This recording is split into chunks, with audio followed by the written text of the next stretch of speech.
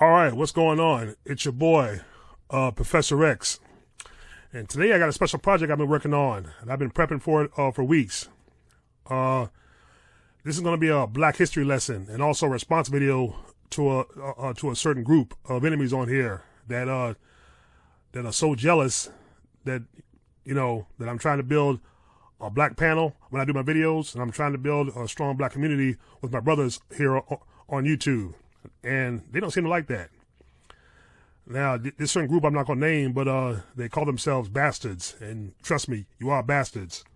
So what I'm going to do here is, one of them said pilgrims settled America or settled Virginia. No, that's wrong. They weren't pilgrims. They were invaders. That's what they were. Invaders basically came and invaded this land and stole this land from the already current residents, which were Black Indians, also known as Native American Indians. But the history, even before that, goes a little deeper, because Black history is so deep, it goes back 66 trillion years. But I'm going to start off with a story from one of my Black history books that I've acquired recently, from chapter 1. American broadcasting companies for years never showed black people anywhere in the world except in Africa. These racist broadcasting companies like ABC, all about Caucasians. But of course, I'm going to rename that All About Crackers. Then there was NBC, Nothing But Caucasians Network. Of course, I call it Nothing But Crackers Network. And then we have CBS, Caucasian Bullshit Network, or, as I like to call it, Cracker Bullshit Network. And then you have CNN, MSNBC, Fox, and others have a low-down, no-good policy of not showing black people in other parts of the world. In fact, before the making of the first white man from black albinos in 4000 BC, black people controlled all parts of the planet, Earth, and black people originated all the ancient civilizations like Egypt, Babylon, Persia, Greece, Rome, Carthage, and the Aztec, Inca, and Maya civilizations. Black African Moors started the original government of the United States, called the Continental United States Iroquois League of Nations. All the countries and nations and territories, islands and places of the world were first populated by black people for trillions of years, 66 trillion to be exact. It was not until whites came out of the caves of Europe and integrated into black people's civilizations throughout Europe, the Middle East, and North and South America that the people you see in those lands today got there. In the black community, a segment of our people called the Moorish Americans misunderstood why the Honorable Elijah Muhammad used the word black to describe African Americans born in the USA. The Honorable Elijah Muhammad used the word black to describe African Americans because he was a master of black history. In ancient times, the wisest people were black Ethiopians and black Egyptians. Ethiopians, Egyptians, and all ancient black people always used the word black to describe themselves and their land. The following words mean black: Egypt, Ethiopian, Cush, Kemet, Moor, and many other names and places ruled by ancient black people. This can be verified by the books of J.A. Rogers and many other books by black historians, books which I will acquire soon. Asiatic Cushite Moor is black people's original identity or name, and this term can be used on legal documents in the courtroom, job applications, census forms, and other important documents. When the world begins to know black people as Asiatic Cushite Moors, we can use the term black less and use the term Asiatic Cushite Moor, the same as we use African American. Asiatic Cushite Moor means world citizen, the first of creation, father and mother of civilization, science person, and temple of the Most High God. Using the term Asiatic is most important because it represents all our ancient nations. Asiatic is black people's prehistoric universal name. Kushite was black people's world name during the rule of Egypt. And Moor, that's M-O-O-R, not M-O-R-E, as some people might think it, as some people might mistake it as. And was black, continuing. And Moor was black people's world name from 711 AD to 1774 AD. These terms refer to us as rulers and people of knowledge. Using the slave codes enacted by the American colonies, white Americans who conquered many blacks during colonial America forced those blacks to accept Negro as their identity. When the slave masters forced blacks to accept Negro as an identity, the slave masters were cutting blacks off from their ancient names that mean black melanin. For example, names like Asiatic, Kushite, Kemet, Egyptian, Ethiopian, and Moor means people of black melanin. Melanin is a divine chemical in black people's skin. Without melanin, black people's skin would be albino. Melanin is a great chemical that has many benefits for the human being. The earth or dust of the ground that God created Adam from was carbon. Carbon makes diamonds, and carbon is essential for all living systems. And without it, life as we know it could not exist. Carbon is a basic building block of the universe. This is the central reason why the black ancients and the Honorable Elijah Muhammad used the word black to describe black people. The Honorable Elijah Muhammad, 1897 to 1975, was a Muslim religious leader and master historian. The Honorable Elijah Muhammad was the teacher of Malcolm X, world boxing champ Muhammad Ali, Minister Louis Farrakhan, Dr. Khalid Abdul Muhammad, and many others. So to the leader of those certain group of bastards, you said Muhammad Ali would roll in his grave at what I'm saying. I don't think so, because the Honorable Elijah Muhammad taught Muhammad Ali as he did teach Malcolm X. And also Malcolm X and Muhammad Ali were good friends. They were close friends. Thank you very much. The Honorable Elijah Muhammad was the leading historian who educated African Americans about their true history. The Honorable Elijah Muhammad gave African Americans awareness of the meaning of the black stone in the Kaaba of Mecca. The stone that all Muslims kiss when they make Hajj is the very carbon stone that the Almighty God created the first human being from. And that stone was preserved by the first Adam, and Adam passed it down to his sons. And it is a remnant and representation of the black stone passed down since the beginning of the first man's creation, about 66 trillion years ago. See, another book I have called The World When the World Was Black, which is part 1. I also have part 2. Black people were here first, were the last, and the only. And as you see in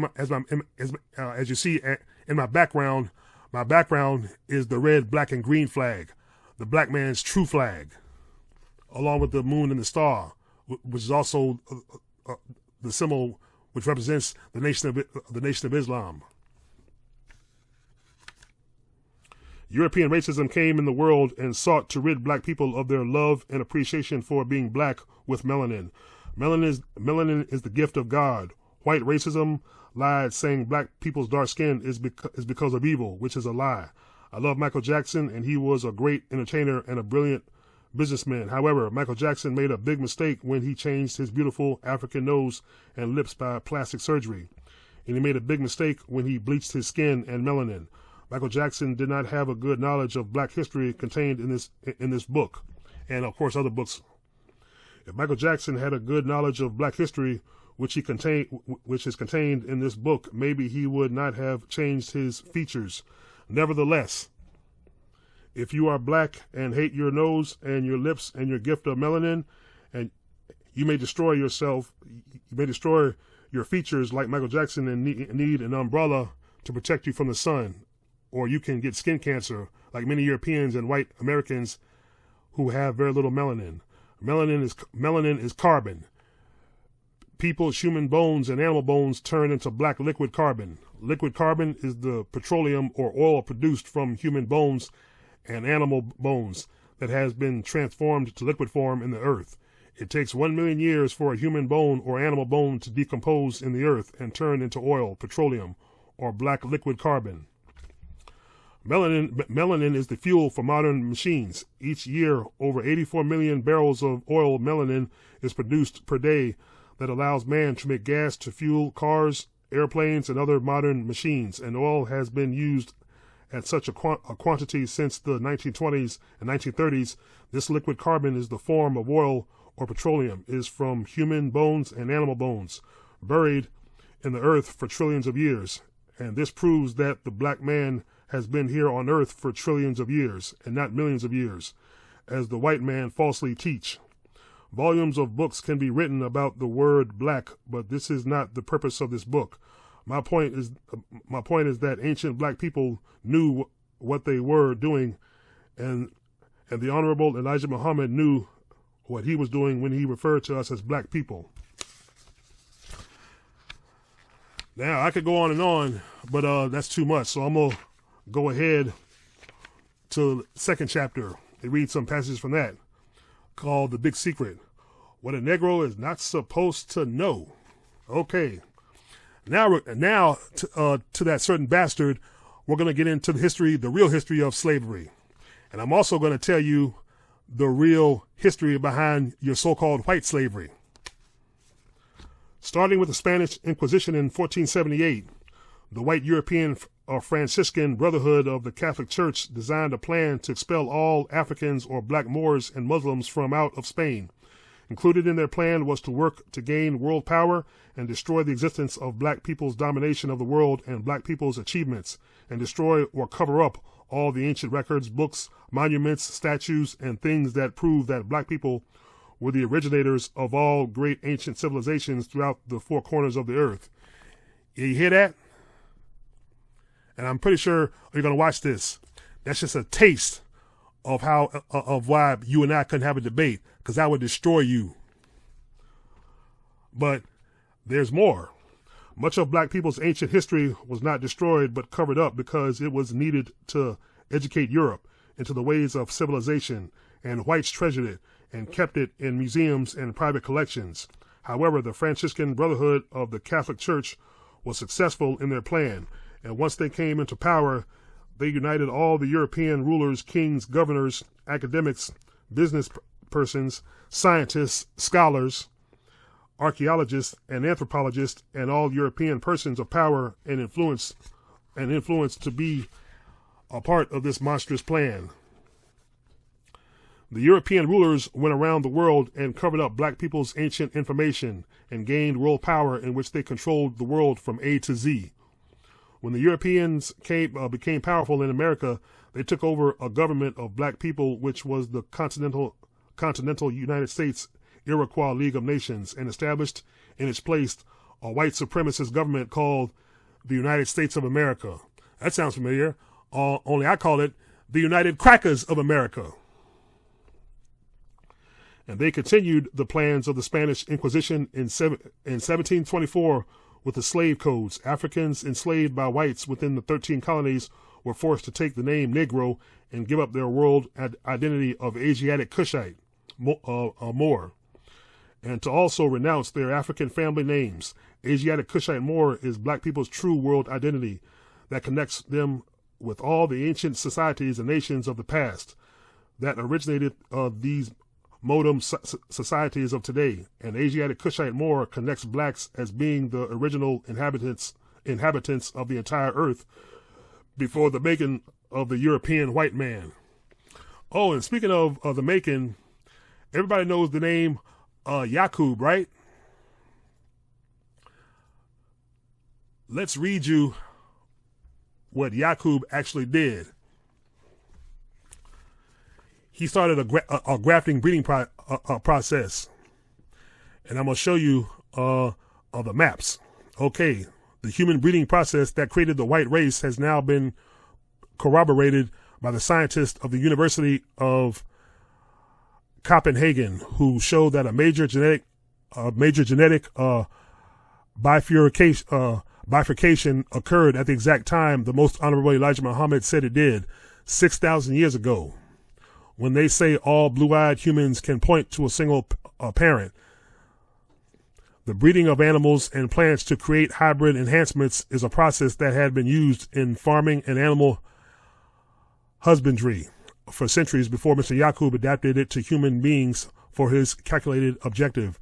And just as a farmer must isolate the animals he is breeding to ensure the purity of his final product, Mr. Yaqub also needed isolation in the form of an island laboratory to secure his 600-year human breeding experiment. He chose the island of Patmos in the Aegean Sea, about 36 miles from the coast of Turkey, because it was relatively invulnerable to outside interference and genetic contamination. And once Yaqub's 600-year man-made entered the world, all of history took a devastating turn. Early signs of this were evident with the ancient Egyptians, who worried about a strange tribe of blue-eyed people they called Tamahu, the created ones, a clear allusion to their unnatural origins. The Tamahu had moved onto the edge of the desert and demonstrated a proclivity for troublemaking, foreshadowing a troubling modus operandi. By his own written record, we can trace the movements of this created man around the globe as he ultimately subdued every nation, race, and people with whom he came in contact with. By 1890, a United States senator could portentously report to the president that the race to which we belong is the most arrogant and rapacious, the most exclusive and indomitable in history. It is the conquering and the unconquerable race through which alone man has taken possession of the physical and moral world. All other races have been its enemies or its victims. Overlooked in our view of history is a crucial part of the Caucasians' methodology of conquest that was adopted directly from the knowledge they gained on Patmos Island. The messenger said that Yaqub lived for 150 years, but that he gave his people guidance in the form of literature on what they should do and how to rule the black nation. A review of history shows that Yaqub's created man continued to follow Yaqub's methodology and directives long into the future. We can actually see this in the Caucasians' repeated use of isolated islands as laboratories to breed or create a people for designated functions in European colonization schemes. In fact, some of the strongest proof of Yaqub's very existence is the fact that his genetic breeding experiments on Patmos have been replicated so often and so successfully.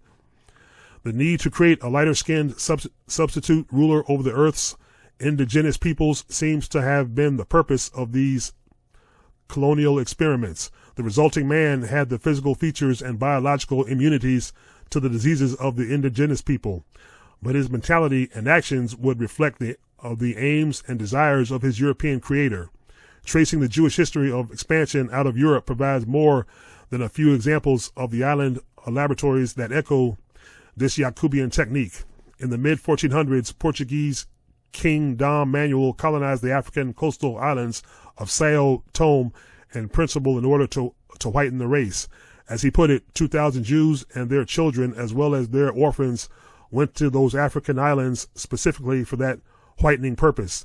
They became masters of the sugar trade and developed the slavery-intensive model for the plantation economy that would soon thereafter dominate the Western Hemisphere for the coming centuries. On these two islands alone, the Jewish sugar planters imported and enslaved 3,000 Africans. About the same time, Jewish slave merchants from Portugal invaded the Cape Verde Islands, about 350 miles of the coast of Senegal.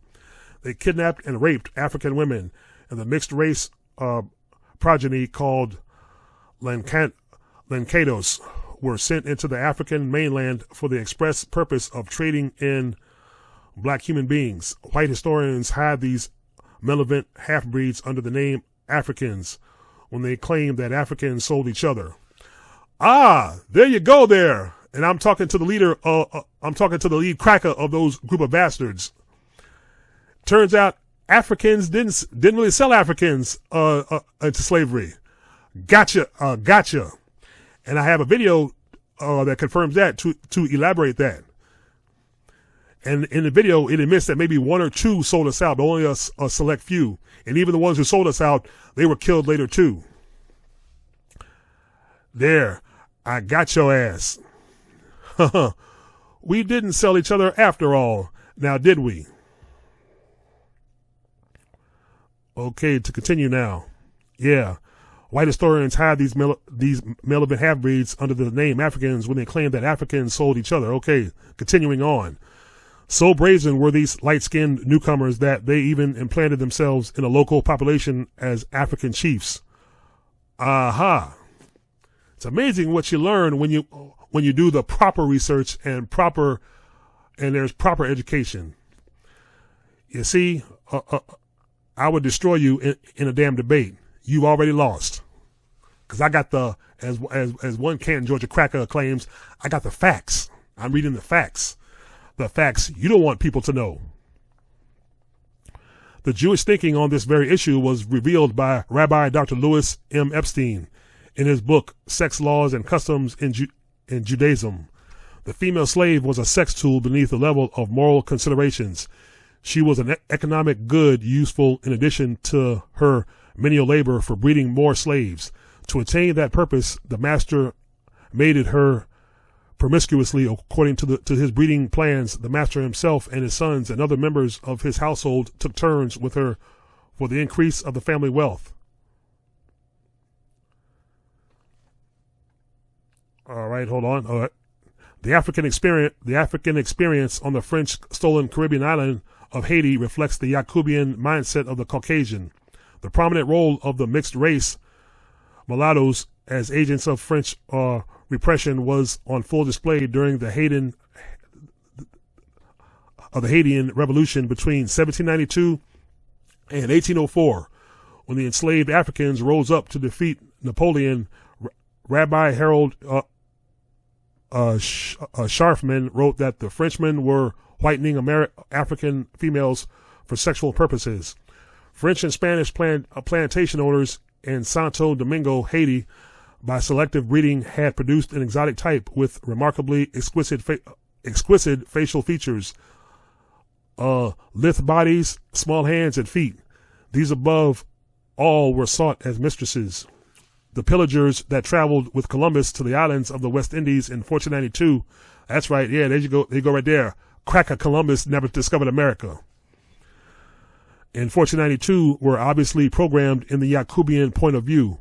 One of them wrote of the first recorded rape in the New World. While I was in the boat, I captured a very beautiful Carib woman, and I conceived desire to take pleasure, but she did not want it and treated me with the fingernails in such a manner that I wished I had never begun.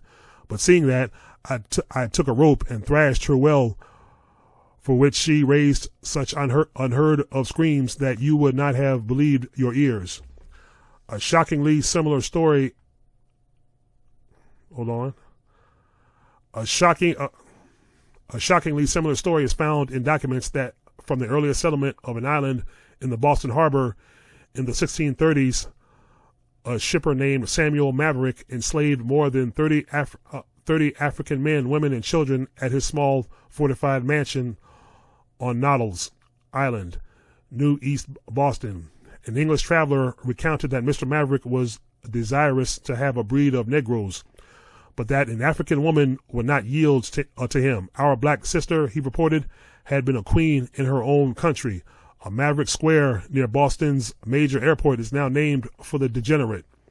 In South America, we find that even when a large landmass is being colonized, the islands are still sought after for Caucasian settlement. A Dutch Jew named David Nassi created a little Jewish homeland on a large island in the Suriname River that became known as the Savannah of the Jews.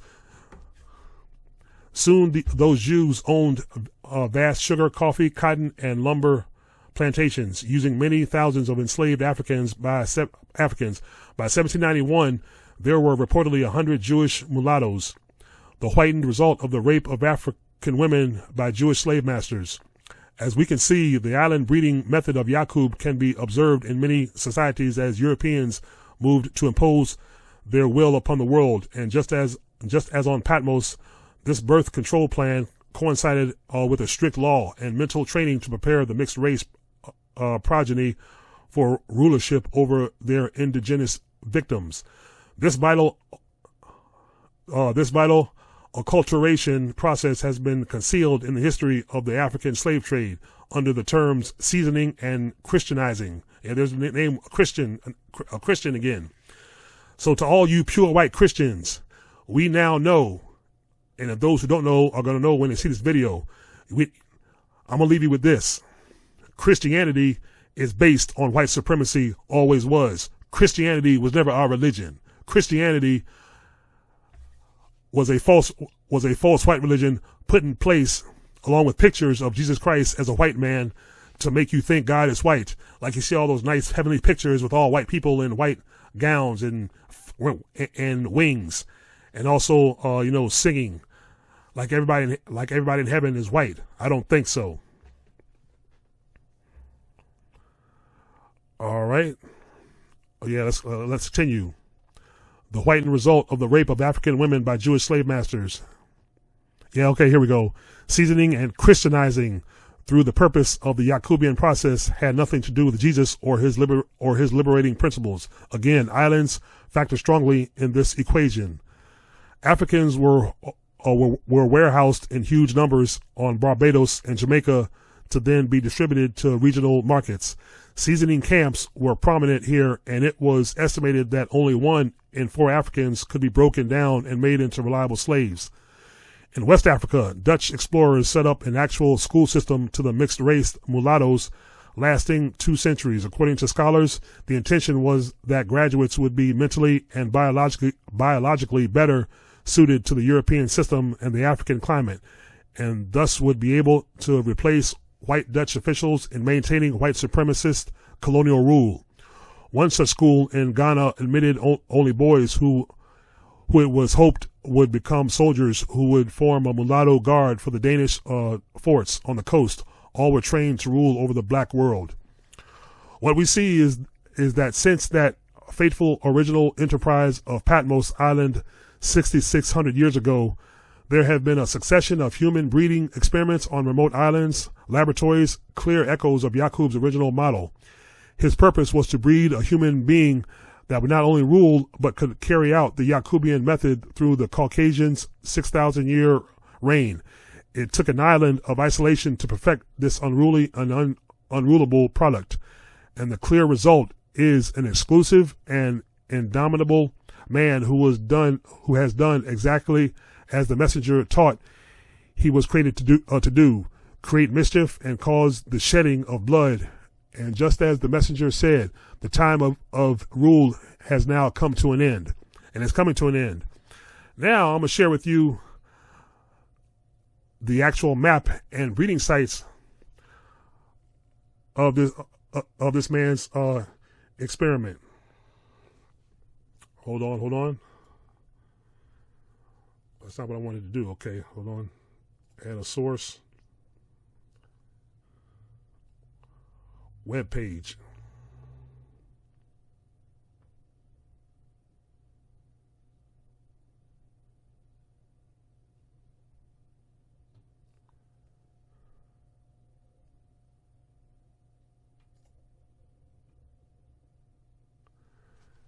There you have it.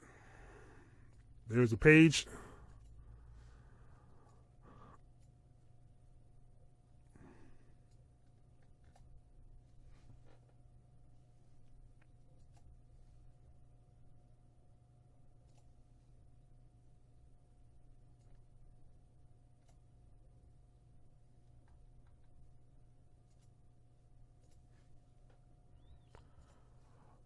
All right, sorry, that's not what I wanted to show you, but all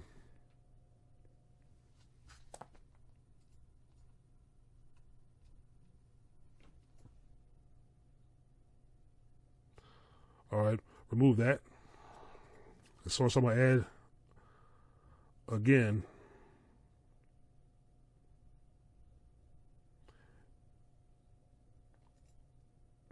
All right, this is the page I want you to see.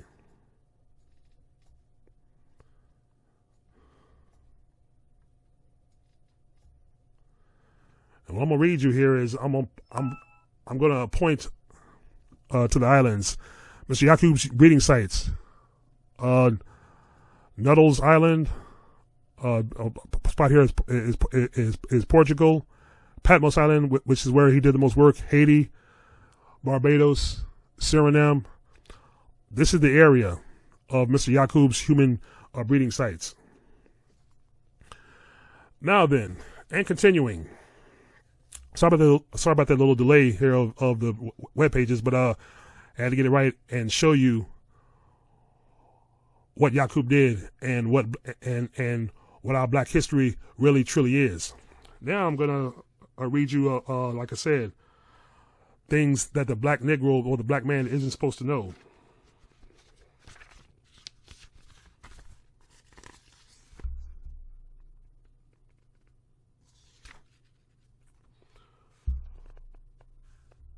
All right.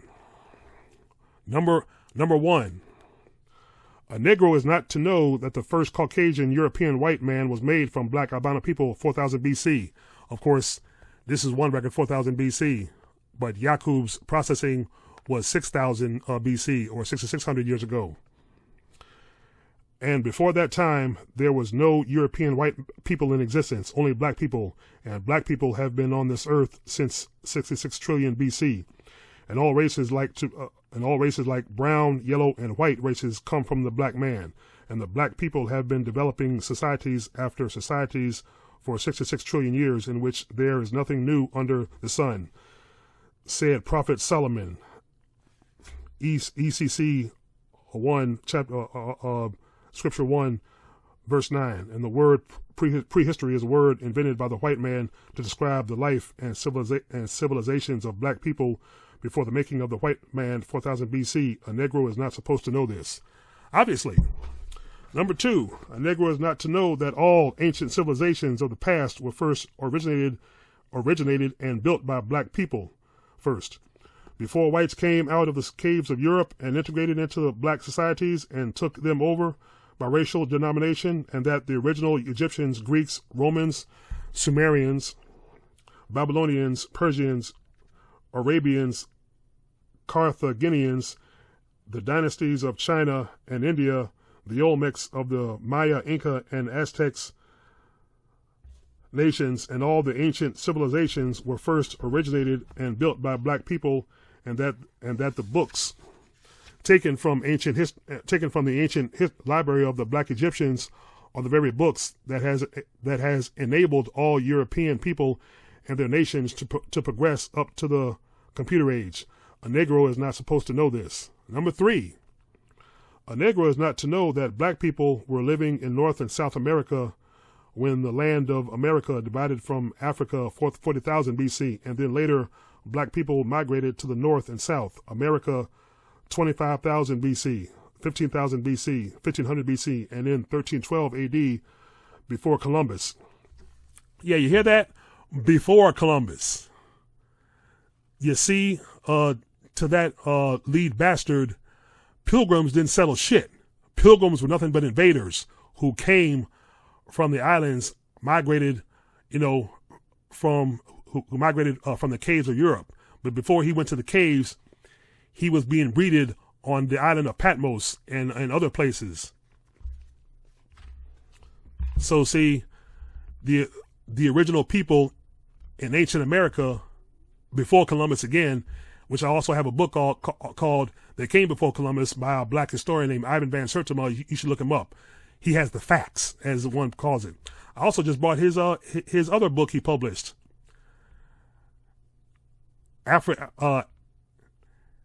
Africans in Ancient America, also before Columbus.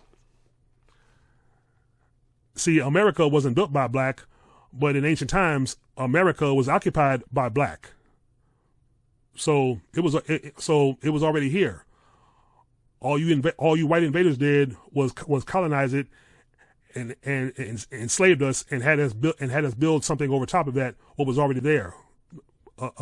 Build what is now called the so-called nation. But don't worry, like I said, this is why books like this exist. This uncovers and pulls back the cover of all your white achievements. Like I said, see, you took credit for what we built for you here. But we occupied this trillions of years ago, long before. Black people are the first people on this planet. See, you wouldn't teach that, and you would know that because that's been covered up. All right. Number 4, a Negro is not to know that during the European genocide of Native American Indians, many of the Indians killed by the Portuguese, the Spanish, and the General Armstrong Custer and others were tribes of black people who were in North and South America since ancient times. A Negro is not supposed to know this. Number 5, a Negro is not to know that the continental United States Iroquois League of Nations was a government originated in America by black Mandinga Moors from Malay, West Africa, 1312 AD to 1774 AD. And in 1774, the Moorish flag was cut down, and in 1776, the 13 colonies declared their independence, and that the Europeans took over the American black government and started the United States of America in 1776. And that in 1779, white Americans started burning books and evidence of black men originating the American government. A Negro is not supposed to know this. Number 6, a Negro is not to know that the reason why Europeans and white Americans are successful and have technologically advanced societies is because they are excellent students of the black ancient Egyptian society and the black Moorish society of Spain. A Negro is not supposed to know this. Number 7, a Negro is not supposed to know that the white ancient Greeks, Romans, and Europeans under the African black Moors all became world rulers after copying the techniques of the black ancient Egyptians in religion, business, law, politics, science, education, etc. A Negro is not supposed to know this.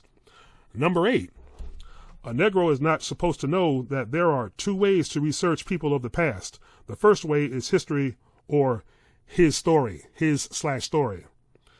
And the second way is the true story, and that history is Europeans and white Americans lies, deceptions, restructuring of information, false stories, not mentioning the truth and covering up the truth about black people's past and where black people fit in past civilizations. The second way is the true story. The true story is simply telling the truth about black people in past civilizations. When his story, or white people's particular version of history, is given, the white narrative, as I call it, a Negro is only to know that that he only lived in Africa as a savage with no writing system and hardly anything to be proud about. And blacks became slaves of other people outside of Africa. And this is how a Negro has been trained to think out inside his story, or the white man's boundaries of history. When you say black history, then you are talking about the true version of black people's life in the past. A Negro is not supposed to know this. And boy, this just goes on and on and on. But I'll read number 9. A Negro is not supposed to know that black people's true national and world identity is Asiatic Kushite Moor. These terms spiritually and metaphysically transform you back into a person of wisdom, science, enlightenment, and as a ruler. And that is why the white man changed you from an Asiatic Kushite Moor to Negro. It is written in the Bible, which is an Egyptian book, that a good name is better than fine gold. Is better than fine gold.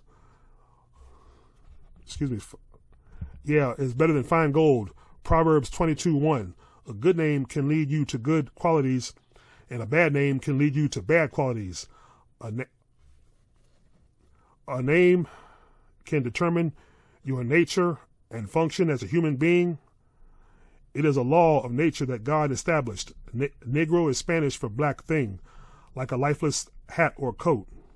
It does not mean black person, and it comes from the Latin word necros, which means neither this nor that. In other words, it means death. A Negro is not supposed to know this. How about that? See, I could, you see, you group of bastards led by a cracker, I could hit you from north, south, east to west of knowledge of self, the history of black people. And I'm pretty sure when you see this video, or if you watch it, it'll piss you off, and some people might even try to flag it. A Negro is not supposed to know that the books that the white Greeks, Romans, and other Europeans took from the black Egyptians were the magnificent knowledge that made Europeans great. For example, The Black Egyptians had a book entitled The Book of Devices. The Book of Devices gives ideas of matters of technology.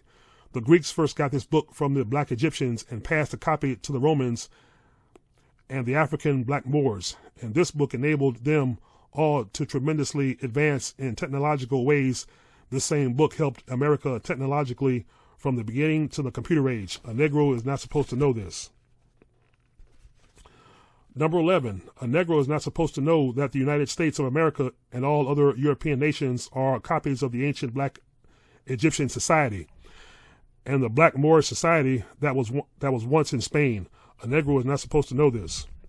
A Negro is not supposed to know that the American government, Hollywood, his/story, books, colleges, universities, public schools, television networks, organizations, American institutions, Europe, and people of influence throughout the world all work to hide Black people's life in the past.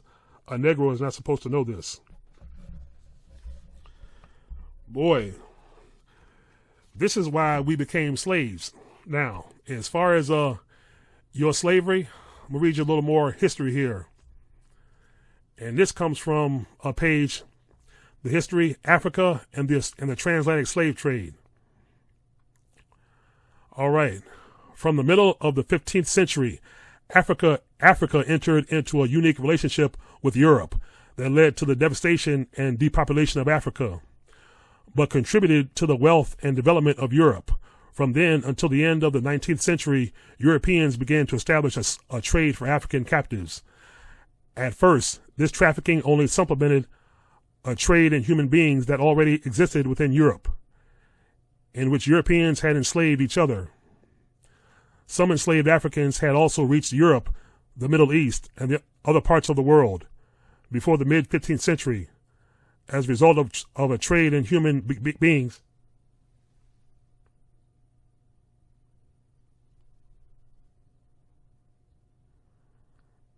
As a result of trade in human beings that had also long existed in Africa. Many of these African captives crossed the Sahara and reached European and other destinations from North Africa or were transported across the Indian Ocean. Sorry about that. I was hearing some noises outside. Okay. Continuing. The transatlantic slave trade began during the 15th century when Portugal and subsequently other European kingdoms were finally able to expand overseas and reach Africa. The Portuguese first began to kidnap people from the west coast of Africa and take those they enslaved back to Europe. It is estimated that by the early 16th century, as much as 10% of Lisbon's population was of African descent. After the European discovery of the American continent, the demand for African labor gradually grew, as other sources of labor, both European and American, were found to be insufficient. The Spanish took the first African captives to the Americas from Europe as early as 1503, and by 1518, the first captives were shipped directly from Africa to America. The majority of African captives were exported from the coast of West Africa, some 3,000 miles between what is now Senegal and Angola, and mostly from the modern Benin, Nigeria, and Cameroon. Historians still debate exactly how many Africans were forcibly transported across the Atlantic during the next 4 centuries. A comprehensive database compiled in the late 1990s puts the figure at just over 11 million people. Of those, fewer than 9.6 million survived the so-called Middle Passage across the Atlantic due to the inhuman conditions in which they were transported and the violent suppression of any onboard resistance. Many people who were enslaved in the African interior also died on the long journey to the coast. The total number of Africans taken from the continent's east coast and enslaved in the Arab world is estimated to be somewhere between 9.4 million and 14 million. These figures are imprecise due to the absence of written records. The forced removal of up to 25 million people from the continent obviously had a major effect on the growth of the population in Africa. It is now estimated that in the period from 1500 to 1900, the population of Africa remained stagnant or declined. Africa was the only continent to be affected in this way, and this loss of population and potential population was a major factor leading to its economic underdevelopment. And this I got an epitaph here. The human and other resources that were taken from Africa contributed to the capitalist development and wealth of Europe. Well, surprise, surprise, that's common knowledge. The transatlantic trade also created the conditions for the subsequent colonial conquest of Africa by the European powers and the unequal relationship that still exists between Africa and the world's biggest powers and the world's big powers today.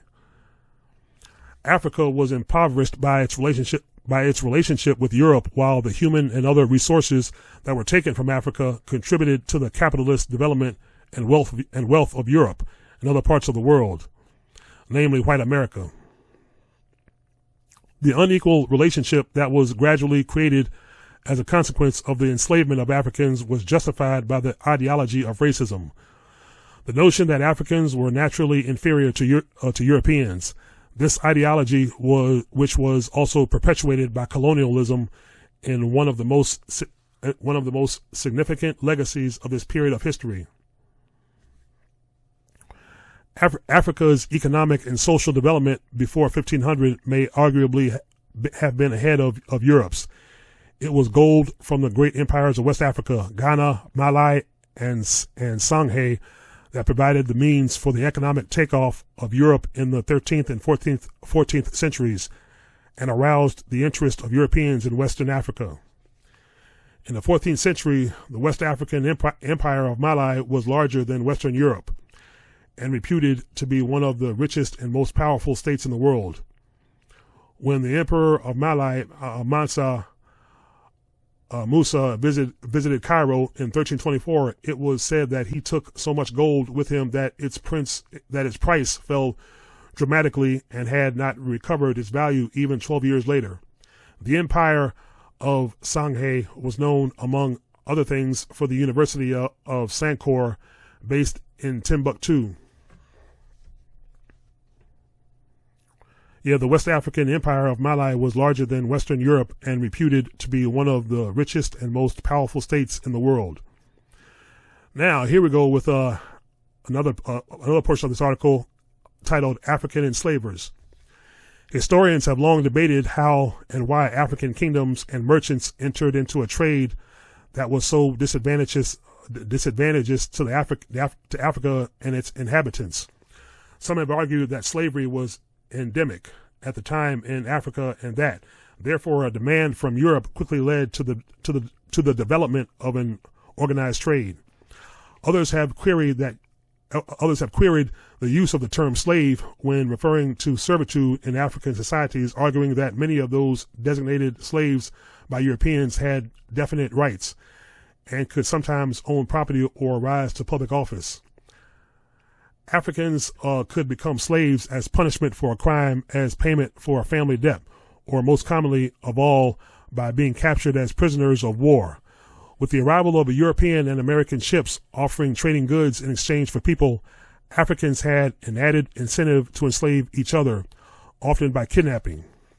There is no doubt that Europeans were not capable of venturing inland to capture the millions of people who were transported from Africa. In the areas where slavery was not practiced, such as among the Xhosa people of southern Africa, European captains were unable to buy slaves. On the African side, the slave trade was generally the business of rulers or wealthy and powerful merchants concerned with their own selfish or narrow interests, rather than those of the continent. At the time, there was no concept of being African.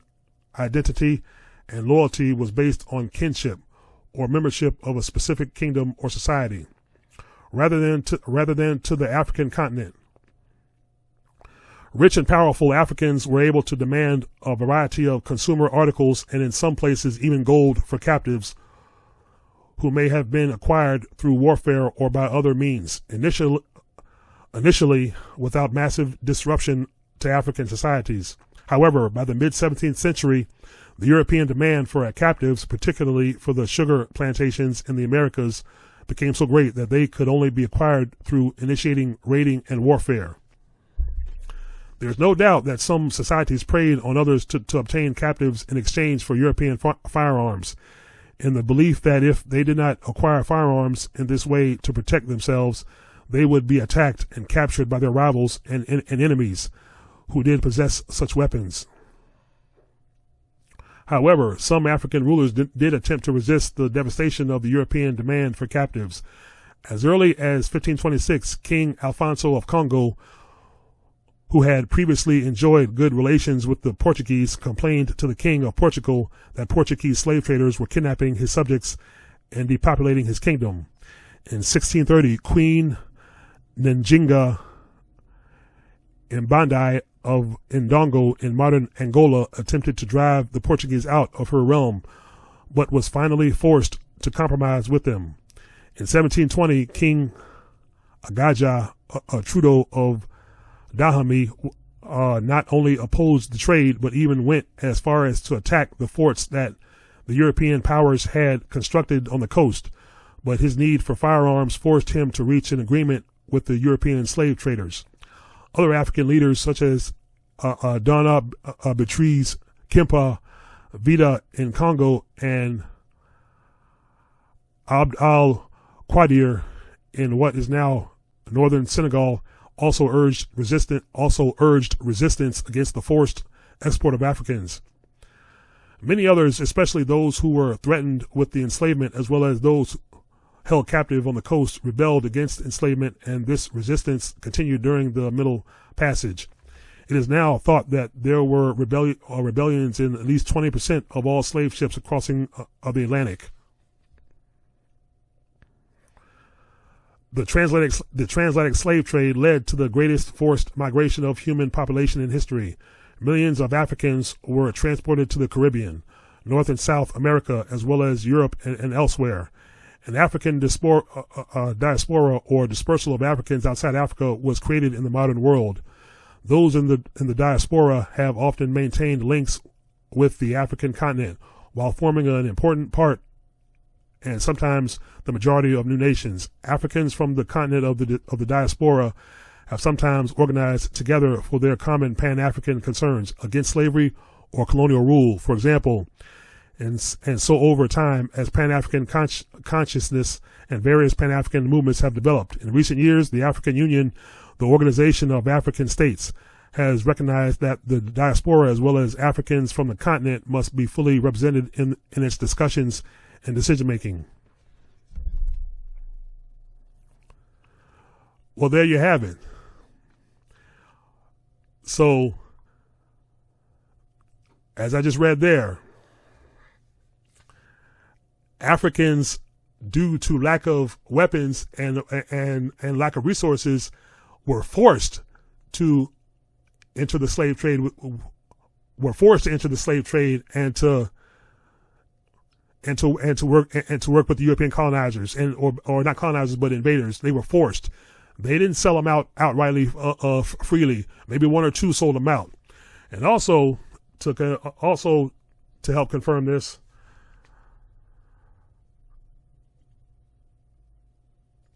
meantime, there was already a slave system in place for 1,500 years that the Ottoman Turks had put in place, and they partnered with the Western European. And that's what really fueled the transatlantic slave trade, not Africans selling Africans. Let me say that again, it's a myth. This thing about Africans selling Africans, I'm sure that happened with a few greedy, sick people. But for the most part, Africans were fighting to save Africans. That you'll find in our oral tradition all through our history. But we were outgunned and outnumbered by military people. We were not military society.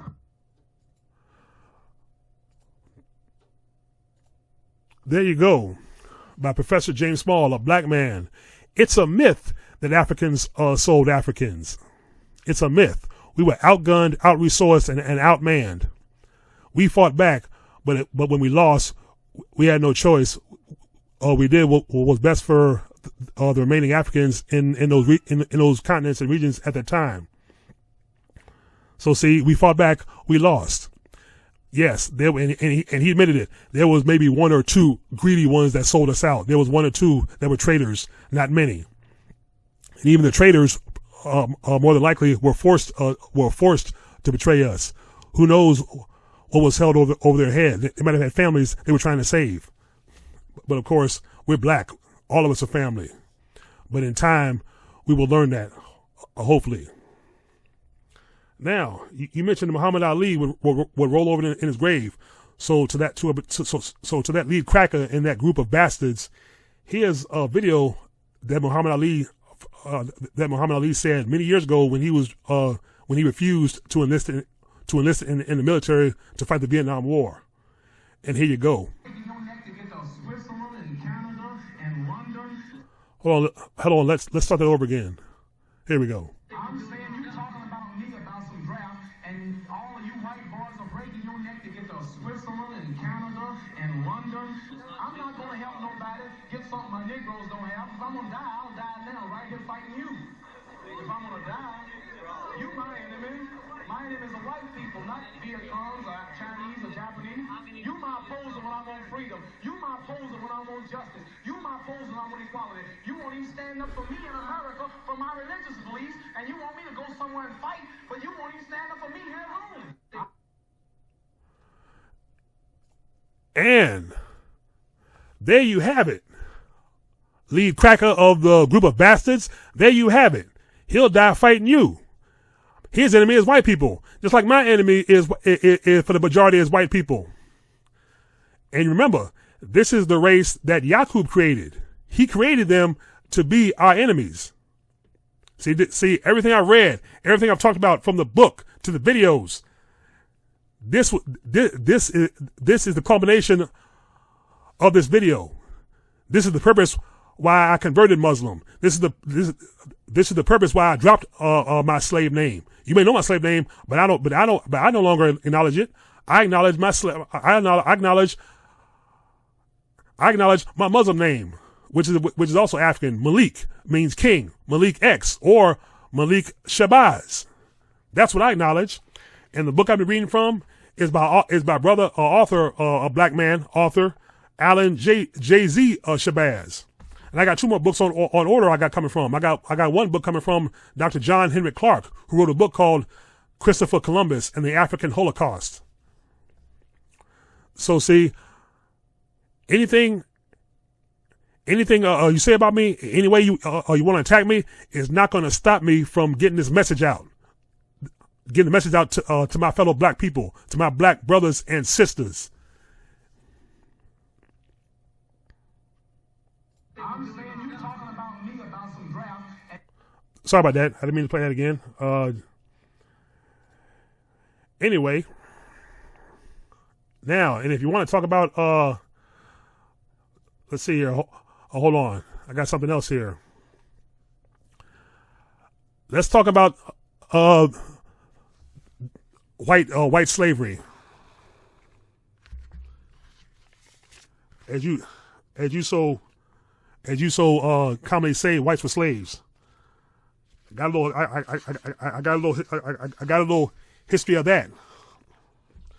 White slavery wasn't the same as black slavery. Now, white slavery, this is number 15 in this chapter 2. White slavery was done on a large scale throughout history, alongside of slavery among other racial groups. Even today, sex slave traffickers are still kidnapping white women of Europe and selling them around the world. All racial groups are victims of slavery throughout the world in modern times. Since the European was made in 4000 BC, whites, especially white women, were sold into slavery by other white men in ancient Greece, Rome, and other European nations that emerged. Muslim Africans brought millions of European slaves over the centuries into North African ports of Sale, Tangier, Algiers, Tunis, Tripoli, Fez, Marrakesh, and the northern Egyptian towns. The majority of slaves being traded throughout the Mediterranean, including North Africa and Modem, Lebanon, Palestine, Israel, West Syria, were of European descent. Mulai Ismail of Meknes in Morocco had 25,000 European slaves who participated in the building of his colossal stables.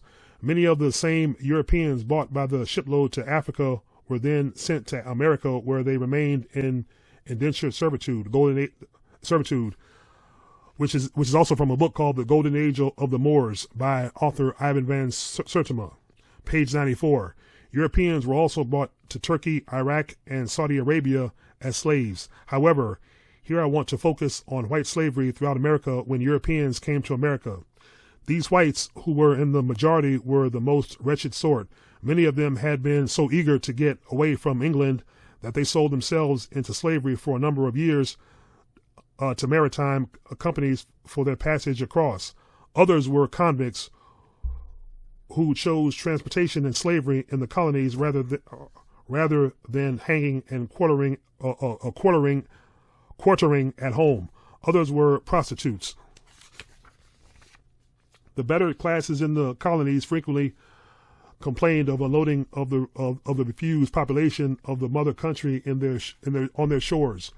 A committee was appointed to consider the best means of furnishing labor to the plantations by authorizing contractors to transport criminals, beggars, and vagrants. Maryland, too, was largely a convict colony. While the first families of Georgia have had, in many cases, deported prostitutes as their founders, white children and adults were kidnapped by the thousands and sold in slavery in the colonies. This practice became so prevalent that in 1670, the English Parliament imposed the death penalty on kidnappers. Only 200 years ago, in the lowlands of Scotland were hunting grounds for slaves. Who hunted for the slaves? Christians. Who are the slaves? Christians. Isn't that a kick in the ass? After the Battle of Worcester in 1648, 272 captives were sent to Boston for sale, but there being no market for them, they were taken to Barbados and exchanged for rum. Large numbers of Irish taken by Cromwell were sold into slavery in the New World. As late as the middle of the 18th century, white slavery existed in New York. The New York Gazette of July 20th, 1730 carries an advertisement offering £3 each for 2 Irishmen who ran away on Sunday the 12th. The property of Philip Livingston, the issue of August 5th, 1731, offers the sale 2 white men and 1 white woman. Poorer whites were virtual slaves. If they ran away, they were branded on the cheek with the letter R, runaway. The sole difference between the slavery of the white and the black was that after 1680, the Negro became permanent property and the white was temporary. From the book, Sex and Race, Volume 2, J.A. Rogers, pages 155, 156, and 157. Yeah, J.A. Rogers was another black historian, black history author, and Sex and Race, Volume 2 is Volume 2. There's 3 volumes, which I also have on order, and I'm gonna read them too. So there you go. Mr. Bastard.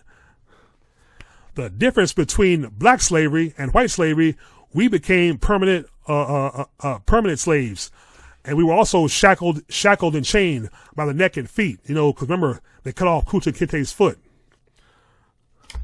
The white slavery was temporary, because look where we are today and look where you are. And if you want me to follow up that fact, here's another piece of research I've done. Says titled "The Irish Were Slaves Too." Is it true? If we're talking about slavery as it was practiced on Africans in the United States, that is hereditary chattel slavery, then the answer is clear. No. As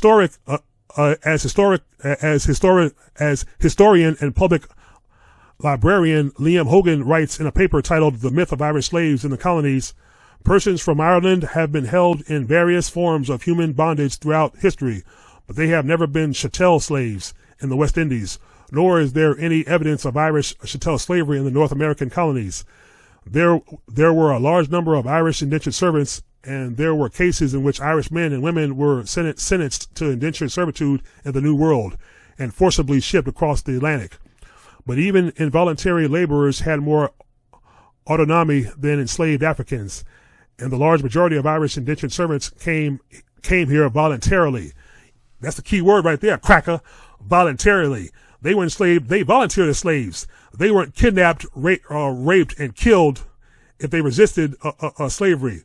We were taken against our free will. We had no free will. Our free will was in Africa. Our free will was basically was this entire planet until 4000 BC, written in this version, but actually 6,000 years ago, the beginning of the end of our free will came when Yakub did all of his experiments, when he did his grafting. So, remember that indentured servants, the white indentured servants, came involuntarily. And to continue, which raises a question: where did the myth of Irish slavery come from? A few places. The term white slaves emerged in the 17th and 18th centuries, first as a derogatory term for Irish laborers, equating their social position to that of slaves, later as political rhetoric in Ireland itself, and later still as Southern pro-slavery propaganda against an industrialized North. More recently, Hogan notes, several sources have conflated indentured servitude with chattel slavery in order to argue for a particular Irish disadvantage in the Americas.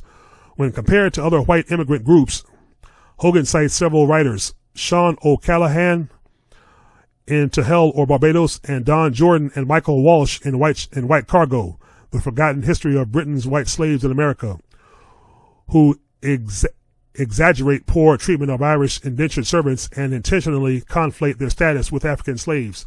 Neither of the authors bother to inform the reader in a coherent manner what the differences are between chattel slavery and indentured servitude or forced labor. This is an important point. Indentured servitude was difficult, deadly work, and many indentured servants died before their terms were over. But indentured servitude was temporary, with a beginning and an end.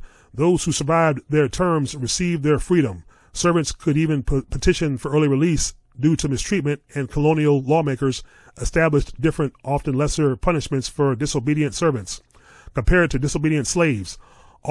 Above all, indentured servitude wasn't hereditary. The children of servants were free. The children of slaves were property. I can tell the children of slaves were the black children. To elide this is to diminish the realities of chattel slavery, which perhaps is one reason the most vocal purveyors of the myth are neo-Confederate and white supremacist groups. Bottom line, even if many Irish immigrants faced discrimination and hard lives on these shores, it doesn't change the fact that American slavery, hereditary and race-based, was a massive institution that shaped and defined the political economy of colonial America, and later the United States. Nor does it change the fact that this institution left a profound legacy for the descendants of enslaved Africans, who even after emancipation were subject to almost a century of violence, disenfranchisement, and pervasive oppression, with social, economic, and cultural effects that persist to the present. Well, there you have it. To the lead cracker bastard, to the brainwashed bastard, there's the difference between white slavery and African slavery. The white slavers could petition for release, go home, go off, do what the hell they ever pleased, while we were chained and shackled for life, as our families would, mothers, fathers, and even our children, our black children. So don't fucking come at me with whites were slaves too and Africans sold Africans into slaves, because I just proved everything right there. That's all bullshit and all a fucking myth. And if you want to talk about your good buddy Christopher Columbus, who discovered America, I don't think so.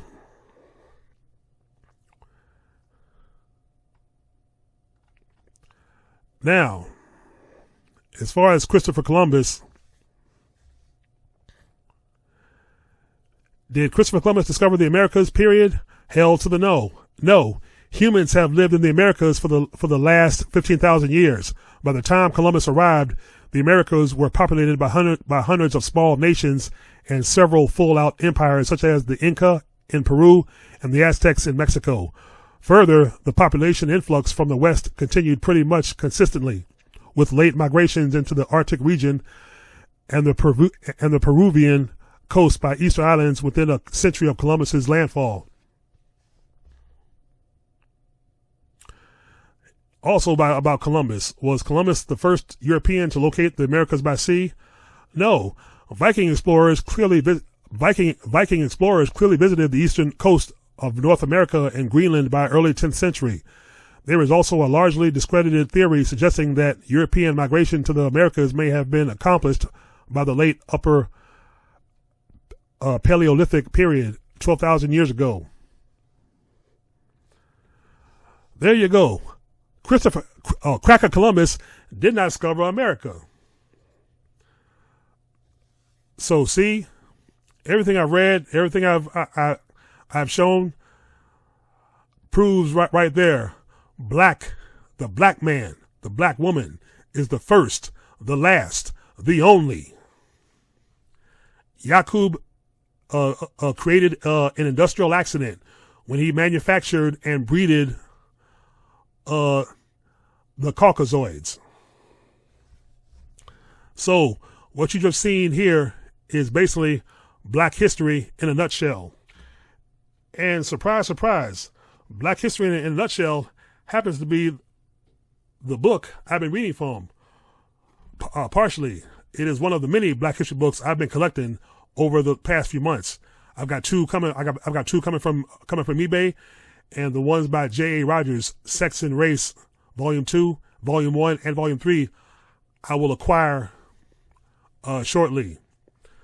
So once again, the purpose of this video, this is me delivering a message, the message of black history, the message of life, the message from the Honorable Elijah Muhammad, the message of Minister Louis Farrakhan, and the message of Dr. Khalid Abdul Muhammad. And I will continue to deliver this message as long as there's a breath of life in me. You can't stop me from saying this. You can't stop me from reading, and you can't stop me from bringing the message out to the public.